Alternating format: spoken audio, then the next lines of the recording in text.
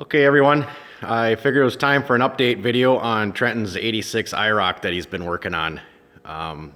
Last video was I had some of the stuff painted and I was getting ready to paint the whole car. It was early in the morning, I was going to start the masking. And I think about a month has gone by now, and here's where we're at. We got all the paint on, I have wet sanded it, buffed it.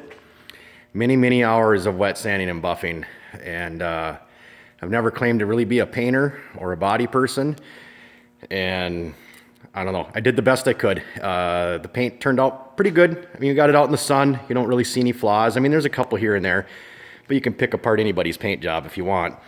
The buffing and the wet sanding went good. I'm happy with it. Trenton's happy with it, so I guess that's all that matters. The person that owns the car is happy, and the person that did the paint work's happy, so I guess that's all we can ask for. I just got done installing these new seals around the doors and around the T-tops here. I got the seals through Metro Rubber. Very nice seal. Everything went in great. Everything fit perfect. I guess if I only had one complaint, would be a lack of instructions. And being I've never done them before, I YouTubed how to put in T-top seals, and I think I came up with a video of an 80, 81, might have been a 79 Trans Am or something that a guy was working on, and he had a really good video on it. It was about an 18 long video, and he had a lot of really good pointers. And one of his pointers that he stressed is right in here. You don't want to put any kind of glue or sealant in here, because when you put your T-top on, the seal is meant to be able to compress down to get a good seal. So you only want to put your glue in the track area where your seal sits into, and these go really nice into the seal.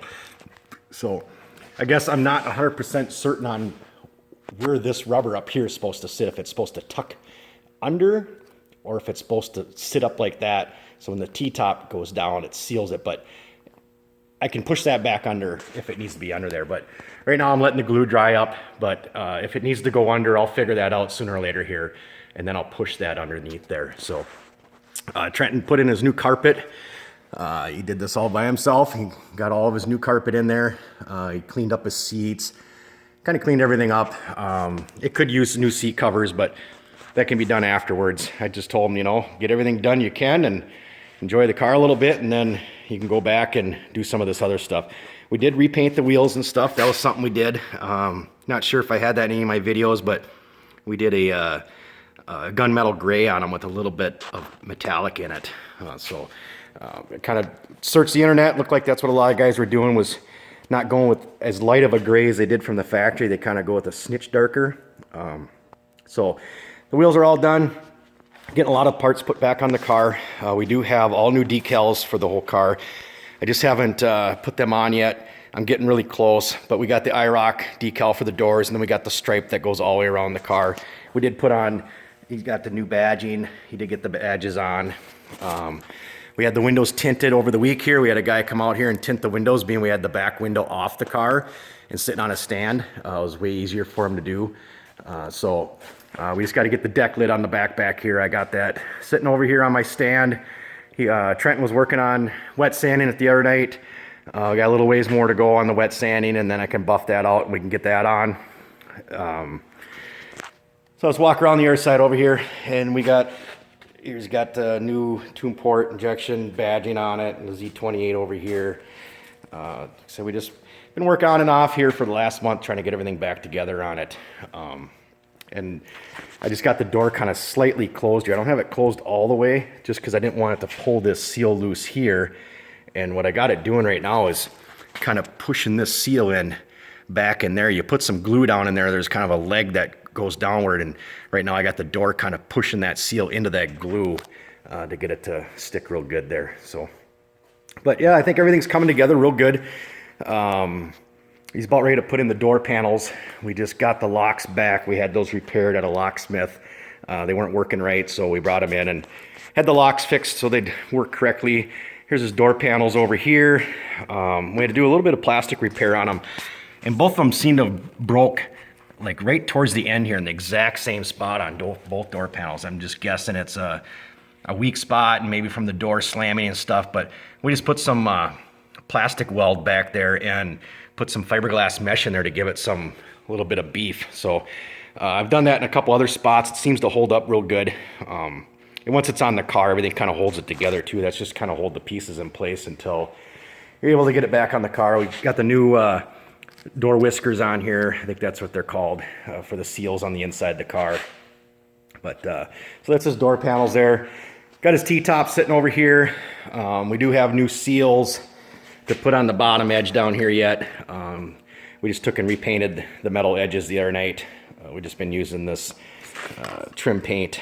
This is the correct, as far as what we can figure out, this is the correct color to paint all the trim pieces and stuff. Is kind of a satin black. I don't know, it's not quite flat, but definitely what I can figure out is you do not paint anything black on these cars in a gloss black. So here's his hood louvers. We just put them on the other night too. Those were tricky painting. We had a lot of problems painting them things. I think there was some other paint and stuff used them at one point in time, and yeah, we kept getting paint separation. I think we painted those things at least 4 times until we got the paint separation problem figured out. It was frustrating. We'd get them painted, and then the paint would separate, sand them out, paint them again, and so that was a long, daunting task on those louvers. There's a lot of frustrating time on that. So we do have his front end sitting over here. He's getting his headlights all put back together. Here's his front nose cone. Megan repainted the Camaro part in the center there with a paint pen. I took and masked off and did all the painting for the headlight openings and stuff here. So this is getting pretty close to getting done. We're kind of holding off on putting that on though, because we're gonna put headers on the car, and so we're just thinking once we're done in here, we're about ready to have the windshield put in too. I'm not trying to skip around here, but so we're gonna put headers on the car, and we're thinking we're gonna leave that front nose off until we get the headers on, just for leaning into the car and stuff, for working on the headers.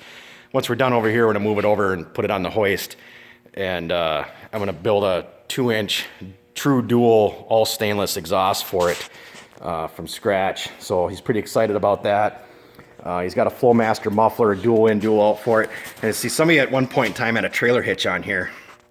So what our plan is we're gonna take and cut this opening a little bigger. And we're thinking 12 inches wide, about this height, maybe a little bit higher. But being that this bumper's already been cut, we're just gonna cut it more.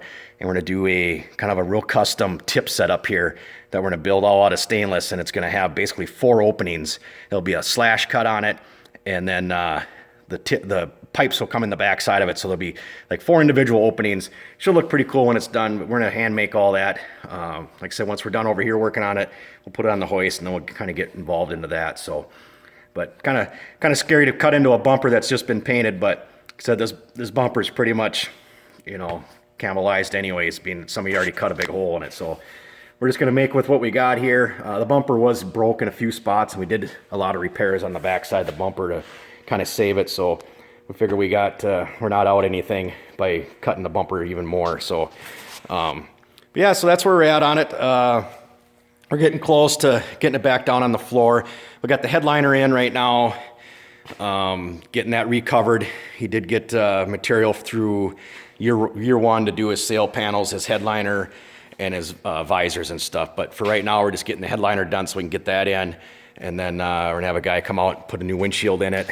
And it'll kind of start looking like a car then. I mean, really, once we get the windshield in and get the T-top sitting on the top. But so yeah, I think in a couple more weeks, we'll get it over on the hoist. And as we start building the exhaust for it, I'll do another video maybe as we're working on the exhaust. I usually don't have time to film while I'm working. I get so concentrated on what I'm trying to get done that I don't usually break out the camera to kind of film what I'm doing. I figure there's enough of that on YouTube anyways. I mean, everybody's already done it. Everybody's already filmed it. So I guess I'm just trying to film, you know, our progress and what we got going on, and just kind of share such a special build. And they're kind of a unique car and stuff. So I hope everybody enjoys this. Subscribe, share it, you know, do all that cool stuff for me. So thanks guys. Thanks for watching.